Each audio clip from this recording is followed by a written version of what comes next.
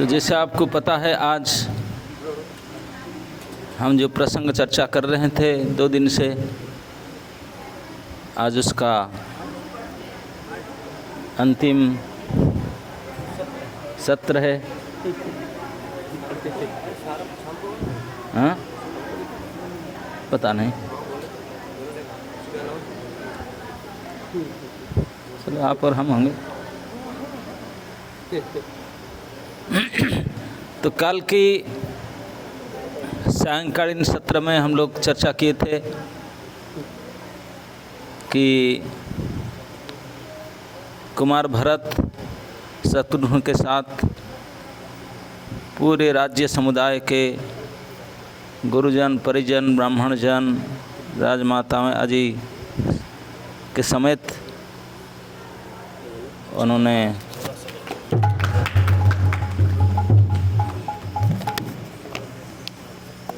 कामदगिरी पहुंच करके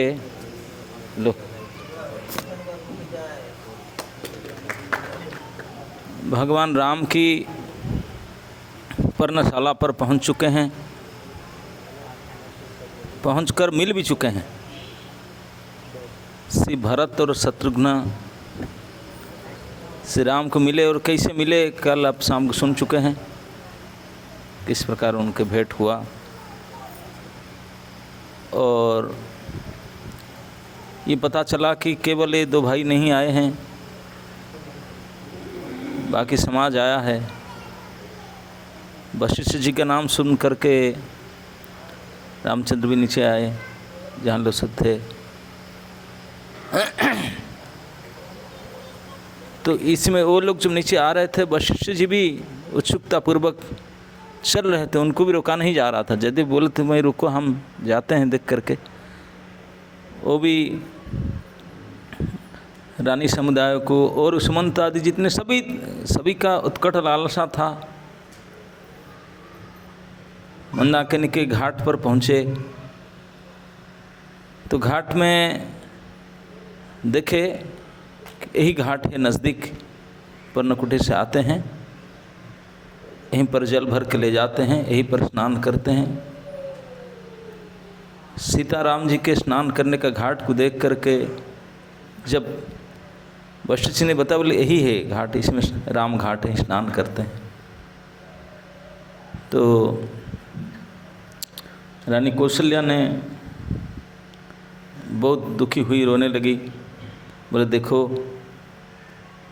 श्री राम भव्य दशरथ की महल में किस प्रकार स्नान कराया जाता था उनको, अब देखिए कैसे उनको स्नान कराते। कोई है ही नहीं, सेवक सेविका नहीं है, किस प्रकार कपड़ा बदलते, गामछा तो नहीं है उनके पास, यही डुबकी लगा कर जाते होंगे।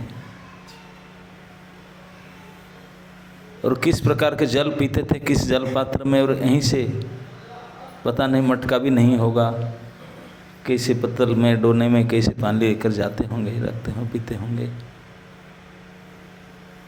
और राम जी के महल के स्थिति, वो तो उनको पाल पोस कर बढ़ाई, उनको पता है। और यहाँ 1.5 महीना से भी अलग है राम से, ये कैसे यहाँ व्यतीत करते हैं। घाट को देख करके उनने अनुमान लगा करके रोने लगी। बोले कब तक ऐसे दुस्सह दुख को सहन करेंगे। और आगे जिस रास्ता पर देख रहे थे, कैसे पगडंडी रास्ता पर, उसको देखकर बोले इसी रास्ता पर चल कर जाते हैं, डेली आते हैं। यहाँ राजभवन में किस प्रकार चलते थे, कैसे आते थे, कैसे यहाँ कैसे हैं, ये सब देख कर के बड़े दुख प्रकाश करते हैं। उस समय में उधर से श्री राम, भरत जी, बाकी सब आए, महामिलन हुआ। पहले तो केवल मिलन हुआ था, राम भरत अभी समुदाय के साथ मिले। एक एक करके श्री राम जी ने देखे कि समुदाय सबसे पहले वशिष्ठ जी के पास आए, वशिष्ठ जी के चरण में गिरे और उनसे आशीर्वाद लिए। अरुंधति गुरु माता से आशीर्वाद लिए और बाकी जो भी ऋषि मंडली ब्राह्मण गण आए थे सबको, भगवान राम धर्मज्ञ हैं, नीतिज्ञ हैं, कैसे कैसे कैसे व्यवहार करना चाहिए लोक के अनुसार, नीति के अनुसार, वेद के अनुसार परफेक्ट हैं, मिले।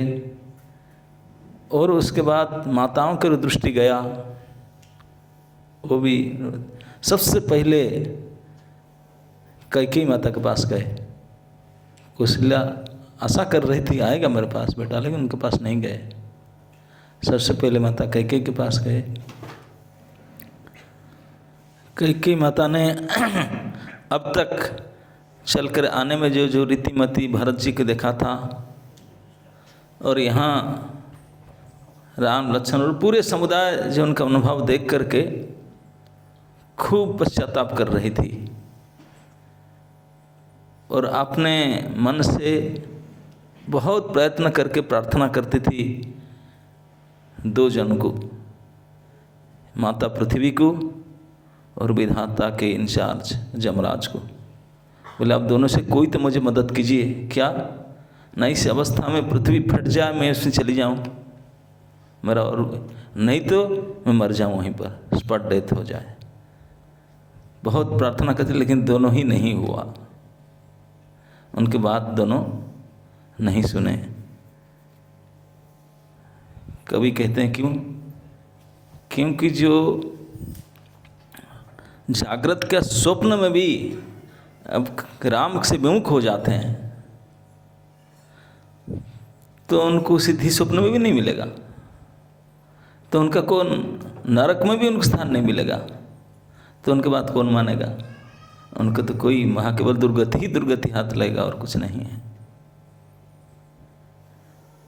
तो लेकिन उनको वंदना किए राम जा कर कैकेयी के चरण में, और उनकी दुख और सारे रानियों की देख करके राम समझ गए थे कि कुछ तो अघटन है। उनके वस्त्र से, उनके मुखार बिंद से समझ गए थे कुछ तो गड़बड़ हुआ है।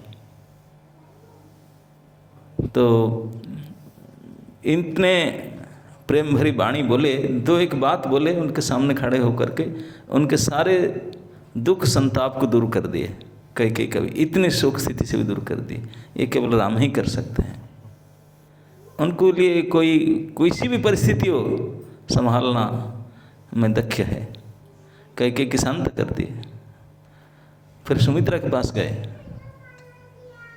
क्योंकि जिनके पुत्र को उनके सेवा में लगा रखे हैं उनको वंदना किए, और अंत में कौशल्या के पास गए। और फिर बाकी जितने भी सब आए थे, सुमंत जी सबके पास गए, सबसे मिले भली प्रकार से। बहुत बड़े मिलन हुआ। अंततः मन में जो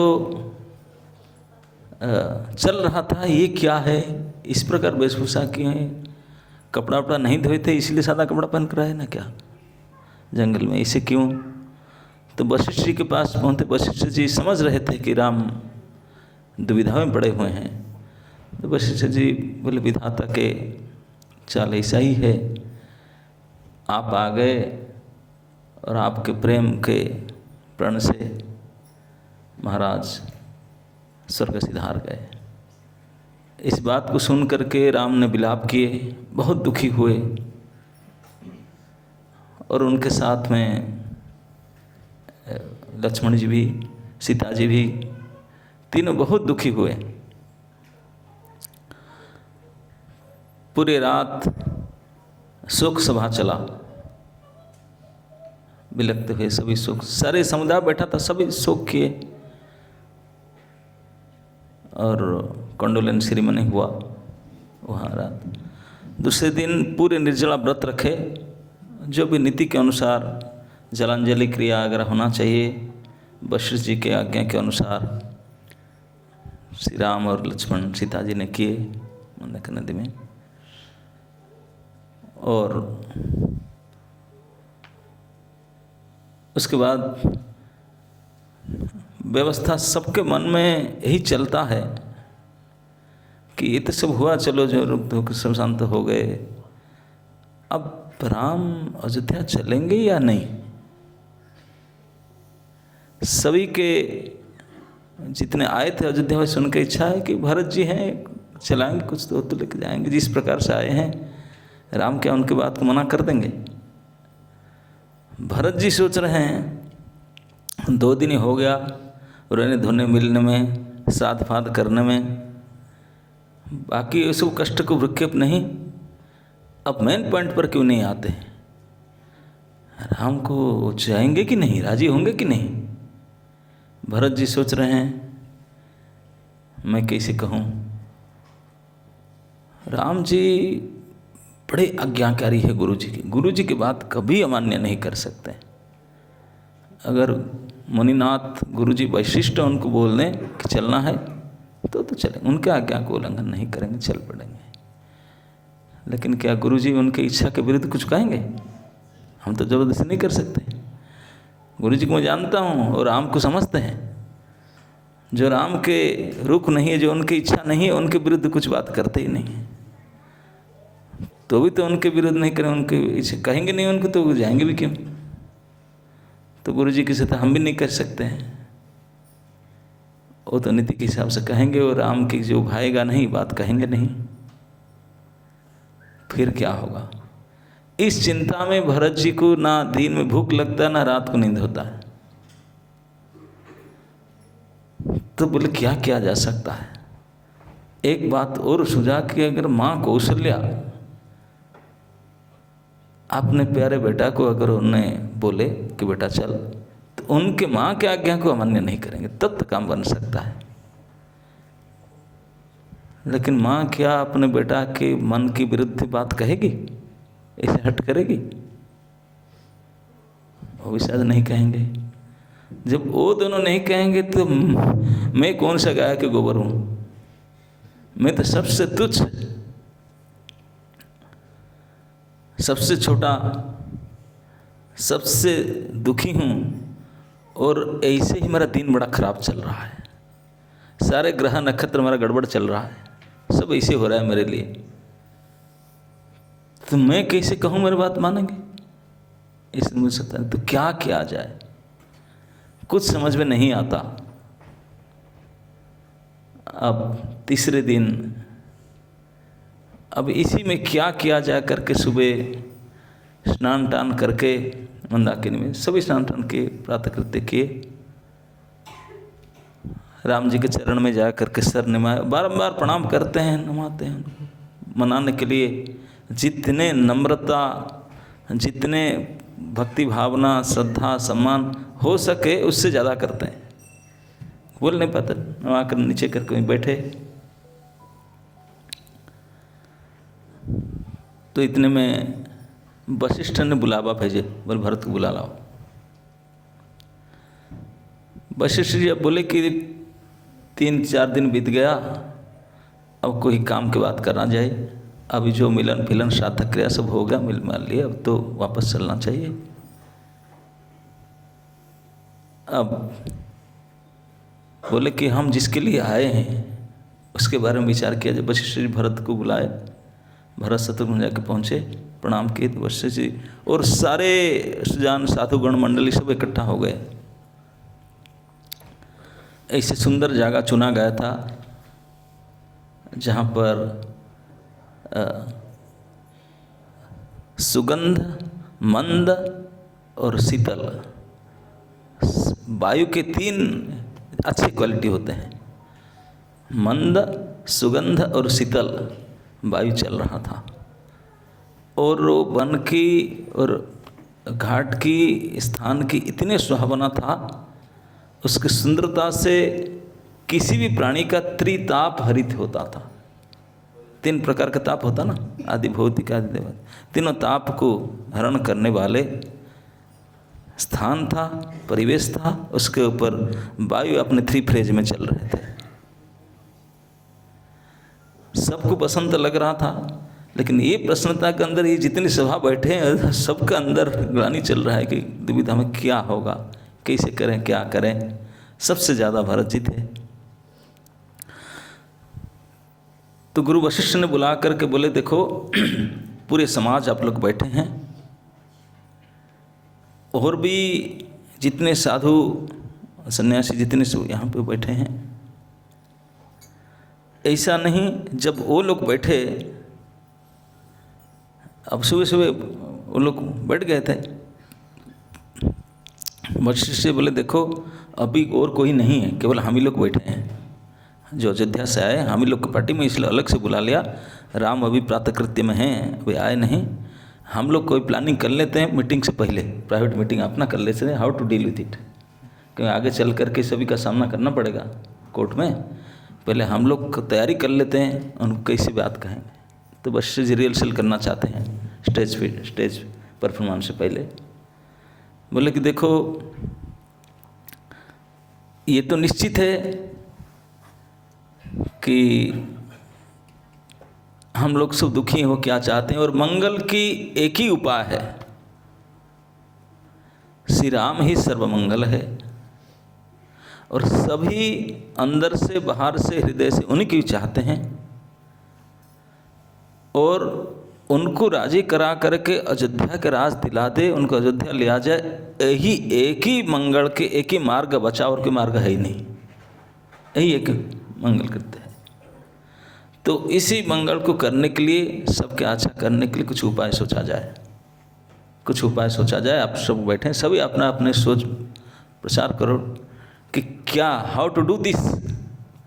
यही एक ही काम है, किसी प्रकार से राम को अयोध्या ले आ जाए। आप क्या उपाय करिए, आप लोग सब बताइए। विशेष करके भरत जी के पूछे, बोले कुमार आप तो उदार हृदय है, बहुत विशेष अपने सोच विचार करें, आपका क्या मतामत है, क्या चाहते हैं, क्या उपाय किया जाए। भरत जी बोले ये बड़ी दुर्भाग्य की बात है, आप मुझे पूछ रहे हैं, मैं आपके सामने है कौन। आप सर्वज्ञ शिरोमणि हैं, त्रिकालदर्शी है, ब्रह्मा जी को भी मात करने वाले तपस्या आदि में, और पूरे धरती को आपने अपने हाथेली में रखे हैं, सारे जानते हैं, ज्ञान के भंडार है। लोक नीति वेद नीति सभी जानते हैं, और राम और मैं क्या, हमारे बाप बाप के बाप बाप को, ऐसे कई पीढ़ी तक अब जानते हैं। आप मुझे पूछते हैं उपाय क्या है, जो आप कहेंगे मैं वही है, आपके विरुद्ध कोई जाएगा नहीं, वही सर्वश्रेष्ठ है। जो आपने बोले कि सबसे मंगलकारी वही है, तो मैं भी ये सोचता हूँ, तो उपाय क्या है तो आप ही निर्धारण कीजिए।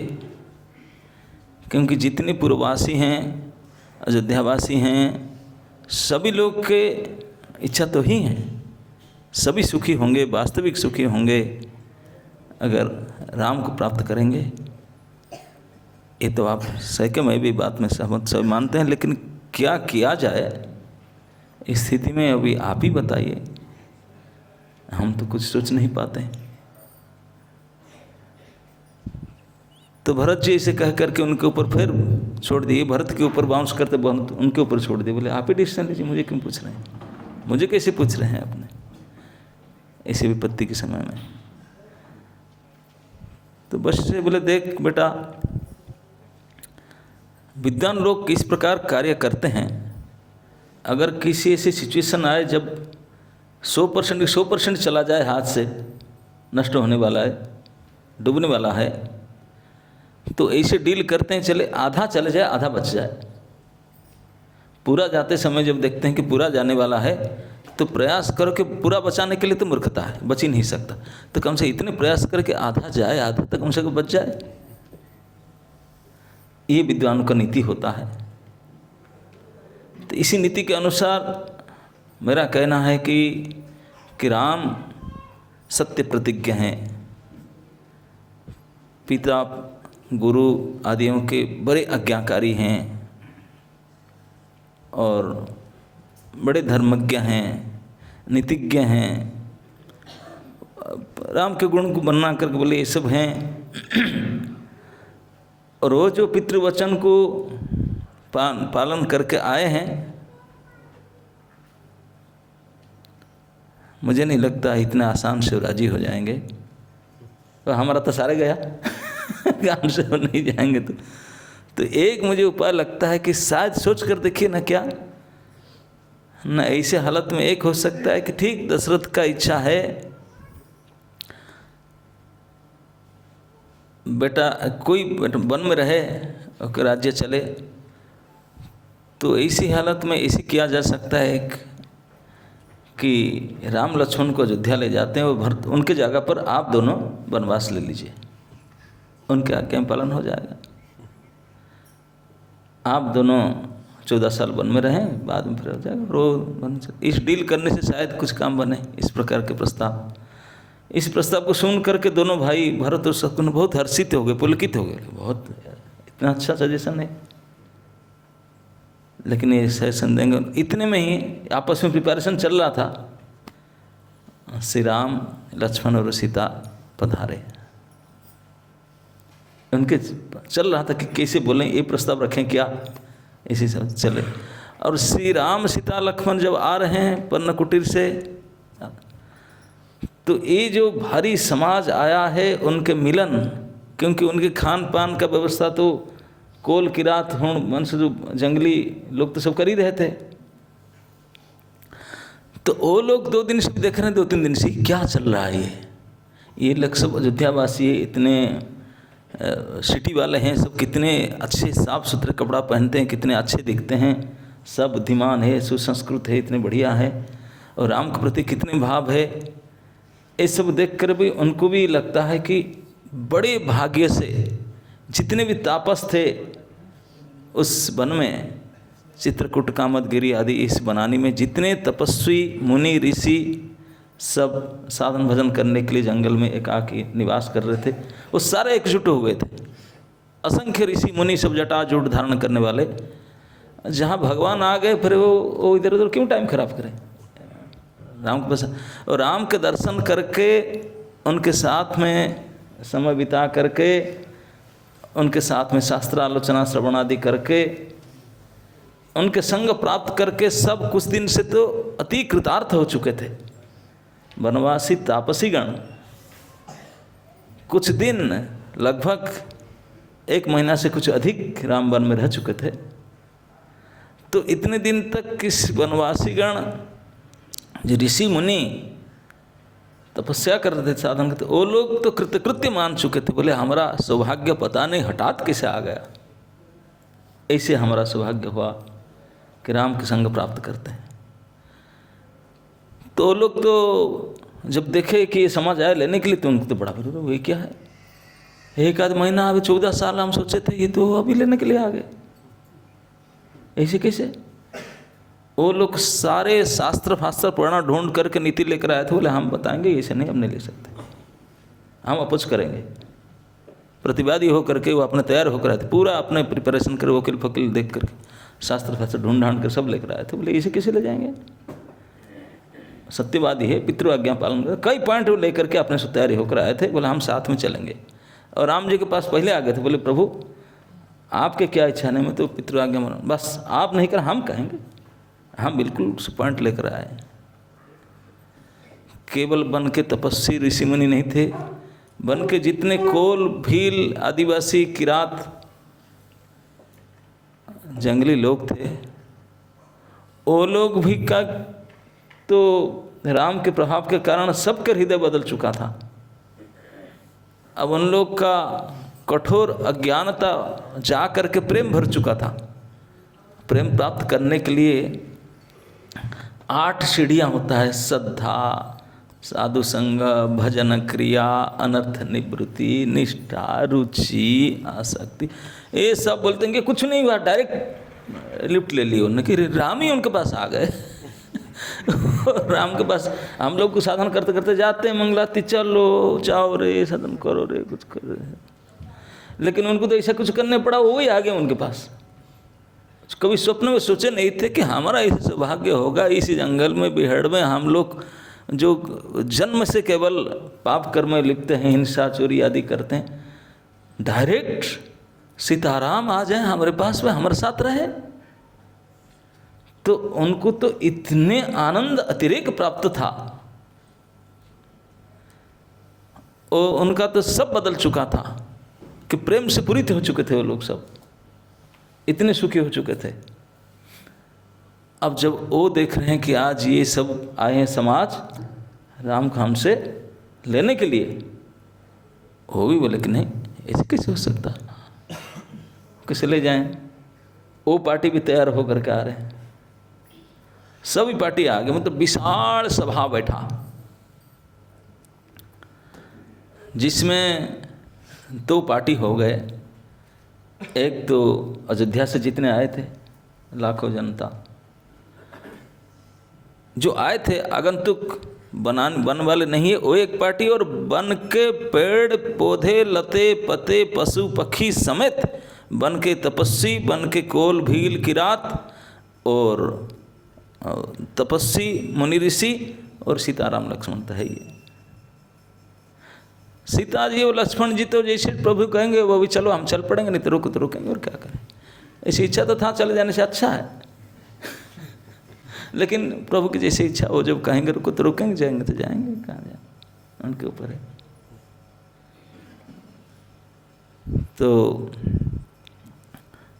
इस हिसाब से मीटिंग में आकर पहुँचे। सब पहुँचने के बाद राम जी आए, अभिवादन किए, सभा को गुरु जी को प्रणाम किए, सभी बड़ों को प्रणाम किए, माता सब के बैठे। अब उनको उनके पार्टी के प्रेजेंस की देखकर सब चुप हो गए। कौन बोलेगा पहले, क्या बोलेगा, कैसे बोलेंगे, कोई कुछ बोल नहीं रहे हैं। भरत जी को संभला नहीं जा रहा है। वो जाकर राम के चरण में सीधा गिड़गिड़ाए, सर पीट कर प्रणाम करते, पैर पकड़ करके बोले प्रभु आप तो अंतर्जामी है, समझ रहे हैं बात, अब चलिए।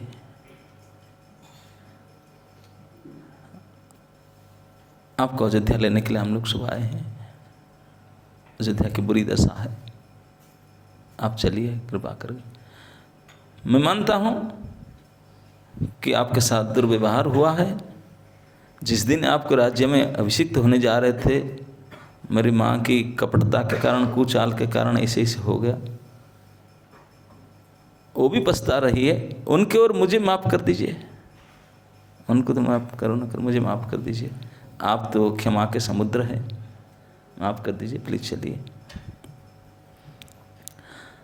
राम रोक टोक बोले नहीं, आप तो नहीं थे, मुझे ही आदेश प्राप्त है, पिताजी ने मुझे बोले हम जाएंगे, ऐसे नहीं हो सकता। पिताजी के द्वारा राज्य आपको दिया गया, माँ ने उनको प्रसन्न किया था। बोले माता ने पिताजी को प्रसन्न किए थे सेवा से, और पिताजी ने इतने प्रसन्न होकर उनको वरदान दिए थे, और इसी वरदान को साधन बना करके उन्होंने आपको राजा बनाना और मुझे वन को जाना उन्होंने मांगे थे। और पिताजी ने वचन को बड़े महत्व देते हैं। आपने वचन को बचाने के लिए मुझे त्याग दिए, और मुझे त्याग दे करके स्वयं सिधार गए कि मेरे बिना भी रह नहीं सकते। प्रेम मेरे प्रति इतना है, और मैं कैसे उनके सत्य को अकाट्य करूं। भरत जी के बात सब सुन रहे हैं, भरत जी को मनाना चाहिए, और राम जी ने सुन करके उनके पॉइंट दिए, वो काट दिए। बोले नहीं, मैं तो उनके पालन करूंगा, मैं कैसे उसको। तो भरत जी बोले भैया एक बात सही, आप अपना से मुख से बोलते हैं कि पिताजी ने खुश हो करके वरदान करते माँ को दे दिए थे राज्य, और माँ ने उनसे मांग कर मुझे दे दिया, यही ना। हाँ तो ठीक है, मैं मानता हूँ ऐसे परंपरा से पिताजी से माताजी, माताजी से मेरे पास आया, जैसे भी हो किसी प्रकार से राज्य के राजा मैं मेरे पास है, मैं आपको देना चाहता हूँ, आप लीजिए। आप अगर मुझे मानते हैं कि पिताजी के अनुसार न्याय की जायज अधिकार मेरे पास, मैं अधिकार आपको देना चाहता हूँ, आप लीजिए। राम जी बोले क्यों आपका अधिकार मुझे देना चाहते हैं? मैं राजी नहीं हूँ लेने के लिए, तो जबरदस्ती में देना चाहता है। क्यों देना चाहता है? भरत जी बोले देखिए ये बड़े गड़बड़ में हो गया, मैं इसलिए देना चाहता हूँ कि आप होते होते मैं राज करूँ, ये किसी को पसंद नहीं होगा। समर्थ व्यक्ति होते हुए असमर्थ को क्यों रूलर बना जाए। आप सब प्रकार से मेरे से ज्येष्ठ है, श्रेष्ठ है, नीतिवान है, धर्मज्ञ हैं, और सभी आपको चाहते हैं, आप सबको प्रिय करते हैं। और इस ऐसी हालत में जैसे कोई नदी के बांध टूट जाए, बिल्कुल बड़ी बेग से पानी बन्या आ जा रहा है, भयंकर बन्या आता है, उसको संभालना कोई छोटे मोटे लोगों के हाथ में नहीं है। इसमें महासमर्थवान कोई हो, प्रबल शक्तिमान हो, उसी बन्या की स्थिति को संभाल सके, वो तो केवल आप ही है। हमारे से बनेगा नहीं। अयोध्या की ऐसी स्थिति और ऐसे बिगड़ा हुआ स्थिति तो आप ही समर्थ हैं। इसलिए मैं आपको देना चाहता हूँ, क्योंकि मैं देख लिया आकर के कि मेरे से बनेगा नहीं, संभलेगा नहीं, इसलिए मैं आपको देता हूँ। आप जो पूछते हैं कि मुझे क्यों देना चाहते हैं, मैं इसलिए देना चाहता हूँ ना मुझे क्यों देना चाहते हैं, ना आप ही एक ही समर्थ है, बाकी कोई है ही नहीं। मैं शत्रुघ्न के लक्ष्मण के सुने नहीं, नोबडी इज फिटिंग, आप केवल फिट कैंडिडेट है। इसलिए आपको चुन करके, अब मैं अकेला नहीं, मैं सबसे डिस्कशन कर लिया, आप ही फिट है। आप क्या बात नहीं मानते हैं? आप सत्यसंधा, धर्मज्ञ और सबके प्रिय करने वाले, हितकारी, हितैषी, ये सबके नहीं है। एक क्या बात नहीं मानते? लोक में, वेद में आपके गुण क्या छिपा है, ये बात को तो आप ही जानते हैं। आप जिसने सबको प्रिय करने चाहते हैं, सभी आपको प्रिय लगने लगते हैं, तो आप क्यों राजी नहीं होते हैं? आपके क्या अयोध्या के कल्याण नहीं चाहते हैं? हम लोग का सुख नहीं चाहते हैं? अयोध्या के प्रजाओं का सुखी नहीं चाहते हैं? मातागण के, गुरुजन के, ब्राह्मण के कल्याण सुख नहीं चाहते हैं? आप क्यों राजी नहीं होते हैं? ऐसे ऐसे अकाट्य युक्ति तर्क चला शाम तक, और जो दोनों मेन युक्ति चल का जो पार्टी में आए थे खड़े होकर, सब तैयार होकर के, उनको चांस नहीं मिल रहा था बोलने के लिए कुछ, उन्हीं दोनों का चल रहा था। शाम हो गया, सभा शांत हो गई, बोले कल देखेंगे, कल के लिए डेट लीजिए, अब चलो। गए सब।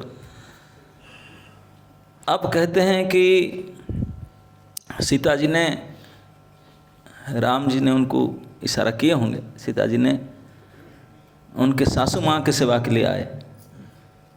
जितने सासू माँ थे इतने रूप धारण किए सीता जी ने, इतने रूप धारण किए, लेकिन कोई नहीं देख पाया इसको, केवल श्री राम जी जानते हैं और सीता जी जानते हैं। यहाँ तक कि ना कौशल्या, ना सुमित्रा, ना कैकेयी, किसी को नहीं पता चला कि उनके साथ भी है, हमारे साथ भी, उनके साथ भी है। एक साथ में तीन रूप धारण करके तीनों को ऐसे सेवा की, प्रसन्न की, जिससे उनका इतने प्रसन्न हुआ, अंतर भर करके उनका आशीर्वाद दिए, सब कुछ दिए। कैकेयी को बहुत पछतावा होता था कि इतनी अच्छी है सीता जी, मैं क्यों ऐसा किया उनके साथ गड़बड़। वो भी बहुत दुखी मानती थी अपने आप को। और श्री राम जी की इच्छा से सभी के भरण पोषण होता था, लेकिन फलाहार होता था, कोई चिंता नहीं। क्या करें, एकादशी चल रहा था, अभी चौथा दिन, पांचवा दिन हो गया। नहर नहीं है, fruit juice, fruits and roots juice, इसमें से चल रहा था। खैर इसी का की आवश्यकता नहीं था, राम कृपा ही बहुत कुछ था। इसमें उनका मन, स्वास्थ्य, पेट, शरीर सब भर जाता था इसी में। और उनको लगता था कि शायद हो ना हो, भारी पड़ रहा है कि हमारा हम भारी पड़ जाए, हम राजी हो जाए, क्यों बोलते हैं उनको। तो इस प्रकार से राम भरत की एक दूसरे को राजी कराने के लिए ना जाने कितने नीति, कितने शास्त्र, कितने लोक नीति, कितने प्रकार की उपाय से कहे, एक एक पॉइंट किसी का कोई ऐसा नहीं था कि कम कीमत वाले हो, सब एक से एक बढ़कर मजबूत था नीति। भरत जी तो फाइनल डे में बताए कि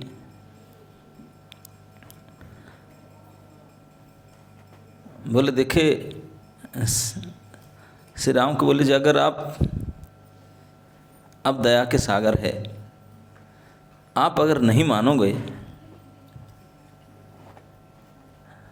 आप ठीक है, मुझे तो लगता है कि यहाँ कोई वापस नहीं जाएंगे, हम भी नहीं जाएंगे। धारणा देने के लिए वो सोच रहे थे बोले आप नहीं जाएंगे तो हम कोई खाएंगे नहीं पिएंगे, जाएंगे नहीं यहाँ से छोड़ करके। दूसरे बोले ठीक है, अगर ऐसा नहीं करना चाहते हैं तो हम सभी आपके साथ रहेंगे जंगल में, और कोई नहीं जाएंगे अयोध्या। सब बोले हम भी रहेंगे, जब तक आप नहीं जाएंगे हम सभी रहेंगे।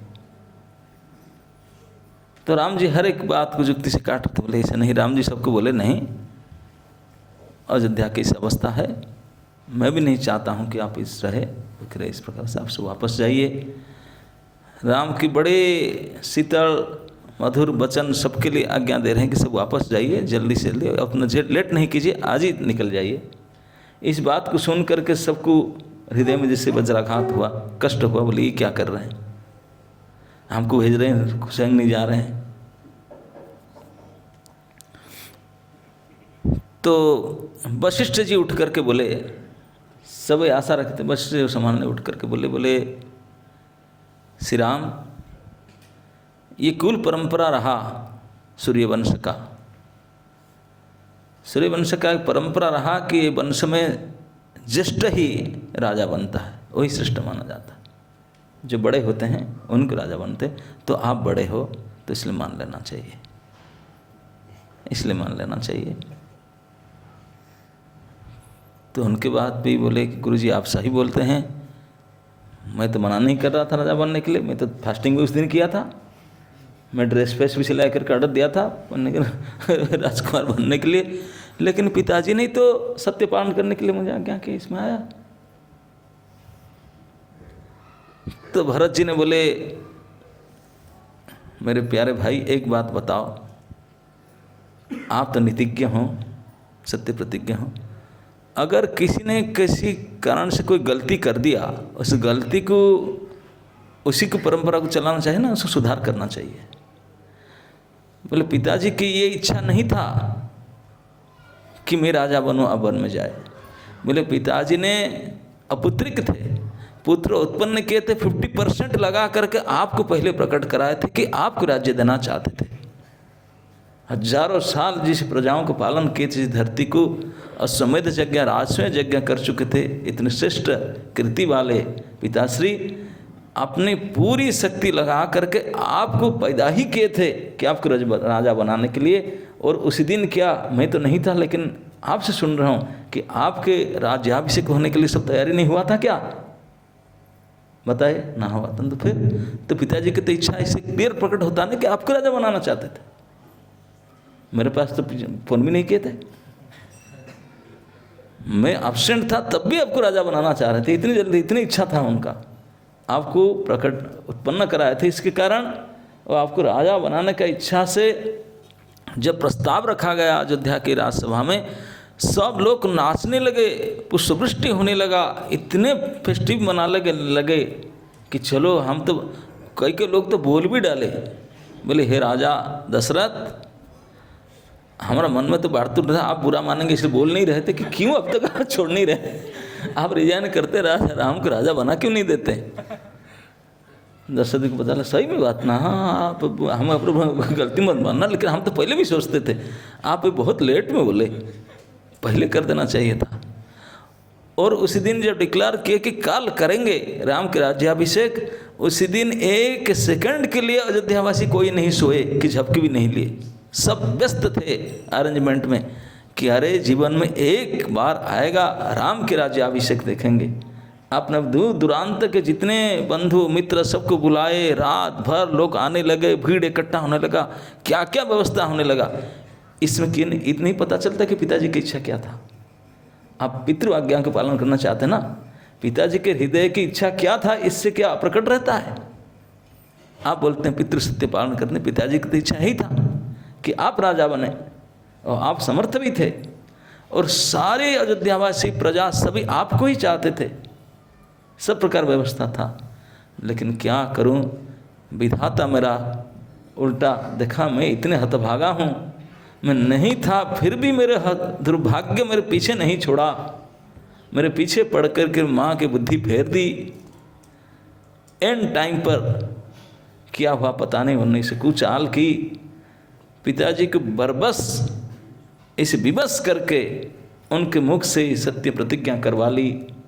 और ये सब घटना करे से पिताजी के अनिच्छा सत्व ये सब हुआ। पिताजी की इच्छा वास्तविक आपको राजा करना था, ये तो मेरी माँ की कपटता थी, विवश करके उनसे मुंह से निकाला, बोले राम वन में जय वन। ये उनके सच, वो जो गलती उसी को पालन करेंगे, सुधारेंगे नहीं। पिताजी तो कोई विशेष परिस्थिति के कारण इस प्रकार से अब विपद काल विपरीत बुद्धि इस कर दे, तो उसको आप सुधारना चाहिए। पुत्र वही है सत्पुत्र, जो पिताजी के द्वारा का मिस्टेक हो गया कहीं किसी परिस्थिति के कारण, किसी विशेष कारणवश, तो उनको करेक्ट कर दे, संशोधन करे। तो आप जैसे समर्थ पुत्र उसको संशोधन नहीं करेंगे तो कौन करेगा? इसी परंपरा को, गलती को आप ही मानेंगे क्या? तो इसीलिए मैं आपको चाहता हूँ कि आप ही चलिए। तो अब राम जी कुछ कहें तो बाकी जितने भी वनवासी लोग थे, ऋषि मुनि के, वो लोग ओढ़ पड़ बोले नहीं, सत्य सत्य होता है, पितृ आज्ञा पालन करके आए। अरे आप भी तो देखो कि बोला अयोध्या अयोध्या कर, हम भी तो प्रजा है। आप तो कितने सूर्यवंशी राजा हुए, आपके सब देखे, राज हुए क्या के सब देखे।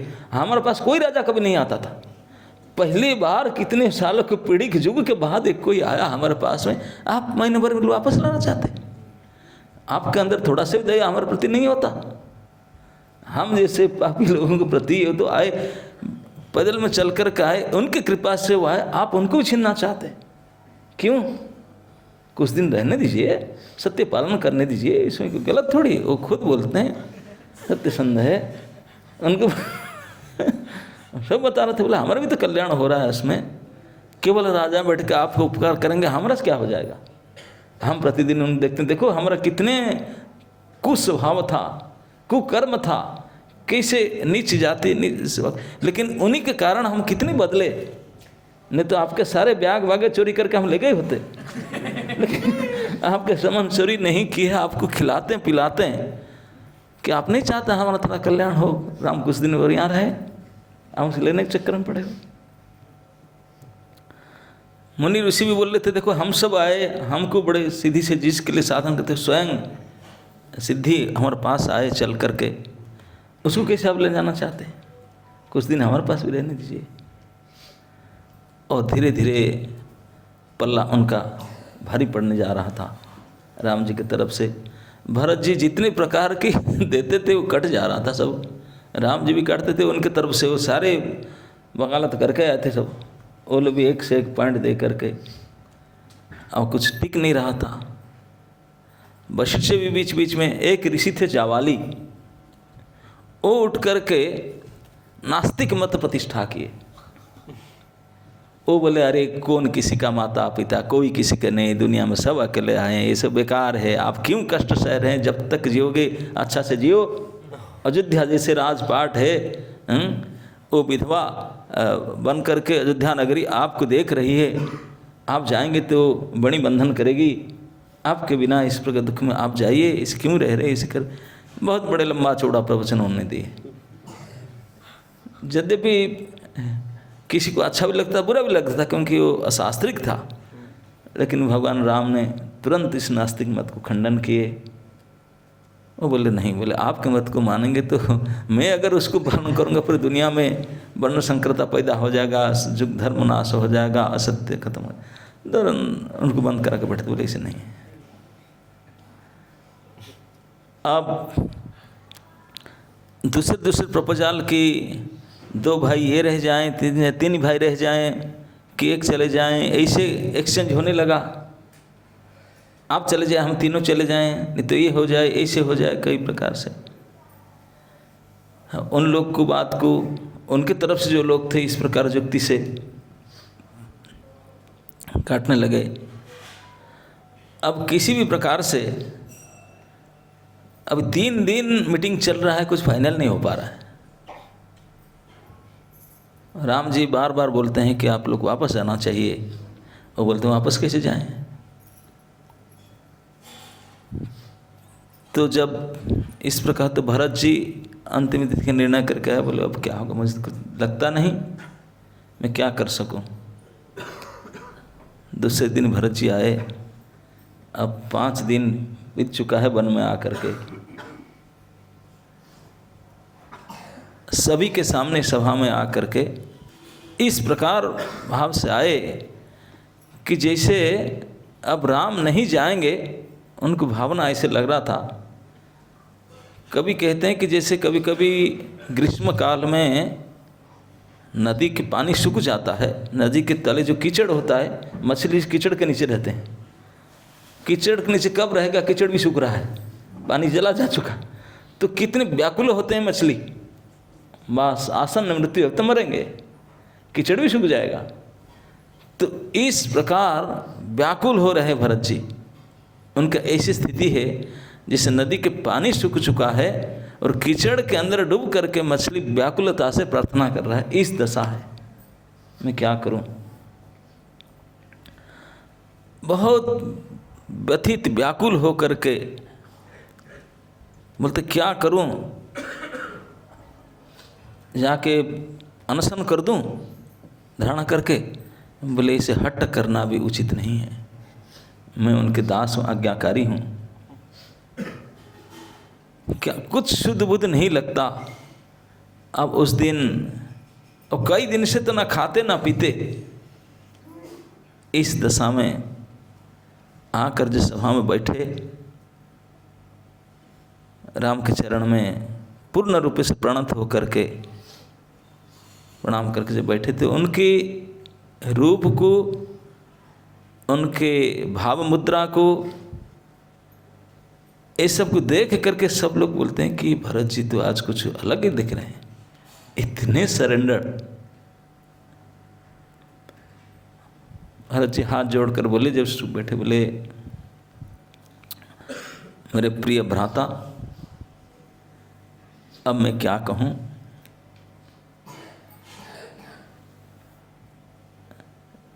आप इतने श्रेष्ठ पुरुष हैं, इतने लोगों के लिए प्रिय करने वाले हैं कि अगर आप रास्ता में जाते होंगे और रास्ता में अति द्रोही, द्वेषी और क्रोधी सर्पिणी, बिच्छू भी जो भयंकर है, कोई नहीं देखते आकर काट देते हैं, ऐसे द्रोही होते हैं, द्वेषी होते हैं और क्रोधी भी होते हैं। ऐसे महाक्रोधी, द्वेषी, द्रोही जंतु, सर्पिणी और बिच्छू भी आपको देख करके अपने भयंकर द्वेष, क्रोध, विष, इसको त्याग करके शांत हो जाते हैं। आप ऐसे हैं, लेकिन ऐसे आपको देख करके वो लोग अपने क्रोध, द्वेष और विष को त्याग करके शांत हो जाते हैं। लेकिन फिर भी मेरी माँ, आप उनको अप्रिय लगे, जिनको आप अप्रिय लगे उनको क्या कहा जा सकता है। शास्त्र में लोग, इनका कोई तुलना ही नहीं है। वो तो वो रही और मैं उनके बेटा हूँ, मैं उनके बेटा हूँ। मेरा तो दुर्भाग्य का सीमा ही नहीं है, क्योंकि उनसे जकटा हूँ। जो उनको राम प्रिय नहीं है, उनसे जो बनेगा, बोलते हैं कि कहीं घास के पेड़ में कोई मोती उगता है क्या? उनसे तो क्या बनेगा, मैं ही तो बनूंगा। मरी जैसे हतभागा अभागा, विधाता हमेशा मेरा ऐसे दुख देता है, मुझे हमेशा ऐसे अघटन मेरे से घटता है, कोई साथ नहीं देता। इस अवस्था में पिताजी भी मुझे छोड़कर चले गए, आप भी, सीता राम लक्ष्मण, आप भी छोड़ करके आ गए जंगल में, और बिना जूता में खाली पैर में अपने से कष्ट पा रहे हैं। पूरे अयोध्या की पूर्ववासी अयोध्या नगरी उजड़ा गया है। सब मेरे के कारण हुआ है, सबके कारण मैं हूँ। लेकिन ये सब होते हुए भी मैं जान करके भी, मैं जब आया देखा कि पिता भी नहीं है, आप भी नहीं है, देश श्रीहीन है, ये सब देख करके, सुन करके, समझ करके मैं इतने अभागा हूँ, ना मैं मर नहीं गया, मेरे छाती फट नहीं गया। जब मैं आ रहा था आपसे मिलने के लिए, अब मुझे फिर ऊपर से राज तिलक कराना चाहते थे वो लोग। तो मैं सच बताया तो फिर सब राजी हो गए, फिर आए आपके साथ। जब ये निषाद राज का, ये नीच अनपढ़ गंवार निषाद राज का प्रेम आपके प्रति में देखा, मैं बोला धन्य है। उसको देख कर भी मेरा कठोर छाती, वज्र जैसा छाती में क्राक भी नहीं आया। कम से कम छेद होना चाहिए तो भी देखो, आप सोचते कुछ ज़्यादा क्वालिफाइड है, राजकुमार है, ये देखो कितना प्रेम है राम का। तो ऐसे मेरा दुर्दैव, दुर्दशा, ऐसे दुख, और इसी हालत में तो गुरुजी ने मुझे राजा बनाना चाह रहे थे। मैं तो हाथ जोड़ा कैसे करके, बोले चलो फिर राजी होकर के आपके पास लेकर के आए। लेकिन इस हालत में, मैं से दुर्दैव में से इस हालत में अगर आप मुझे सहायता ना करें तो आप जाने, ऐसे मर्मंतुत भाव से कातरता को प्रकट करते, रोते हुए हाथ जोड़ करके, ऐसे विनीत भाव से प्रार्थना किए राम के सामने। तो उनका व्याकुलता, उनके जो प्रार्थना, उनकी आरती, उसको देख करके, जिसमें एक एक शब्द में, एक एक अंग प्रत्यंग में राम के प्रति प्रेम झलक रहा था, राम भक्ति झलक रहा था, उसको देख करके केवल पूर्ववासी उनके पक्ष के जितने लोग थे वो नहीं, जितने लोग राम के सपोर्ट में आए थे, उनके तरफ से खड़े थे, वो लोग भी बोले प्रभु जो भी हो, हमको अगर देखना है तो आपको चले, अयोध्या चले जाएंगे हमने, आप जाइए जाइए। उनका दुख हमसे देखा नहीं जाता, भरत जी के शोक हमसे देखा नहीं जाता, हमसे रहा नहीं जाता। प्रभु और राजी होकर चले जाइए, हमको अगर मिलना है तो हम चले जाएंगे, अयोध्या में 1-2 दिन बिता करके आ जाएंगे, और क्या मना तो नहीं करेंगे। वनवासी लोग भी राजी हो गए भरत की सपोर्ट में। भरत अपनी शोकाकुल आरती और विनयता के कारण, अपनी समर्पणता के कारण सबको वश में कर लिए, सबको वश में कर लिए।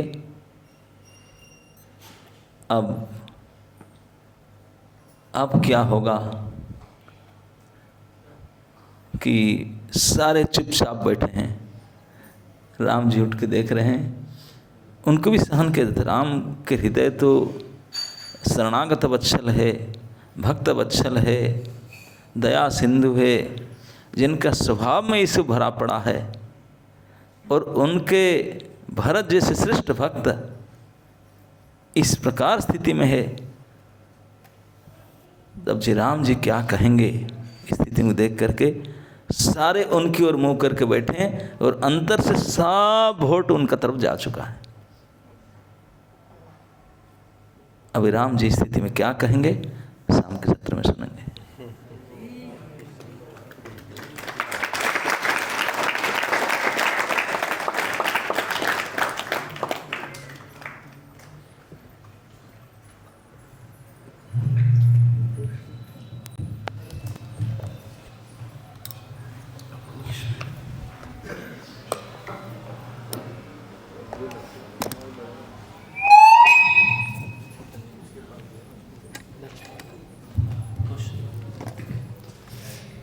धन्यवाद महाराज, बहुत ही मधुर तरीके से आप हम सबको चित्रकूट में ले गए और एकदम एक पॉइंट पे छोड़ दिया।